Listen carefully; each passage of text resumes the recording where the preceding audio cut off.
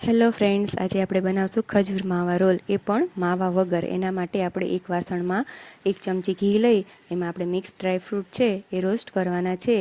પછી તેમાં જ 1 બાઉલ જેટલી ખજૂર છે એને પણ શેકી લેવાની છે.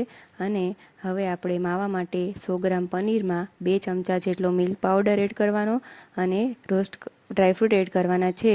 અને બાઇન્ડિંગ માટે 1 ચમચી જેટલું દૂધ એડ કરવાનું છે. હવે એક પ્લાસ્ટિકમાં આપણે થોડું ઘી સ્પ્રેડ કરી ખજૂરનું મિશ્રણ છે એને સ્પ્રેડ કરી લેવાનું છે આવી રીતના વેલણથી.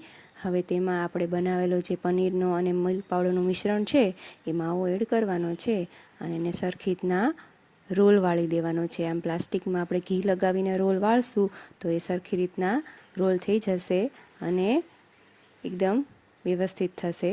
હવે આપણે તેને 10 મિનિટ માટે ફ્રીઝમાં મૂકી દેવાનું છે સેટ થવા માટે. હવે સેટ થઈ જાય એટલે આપણે તેને અનમોલ્ડ કરી લેવાનું છે. હવે તેને આપણે ખસખસથી ગાર્નિશ કરવાનું છે.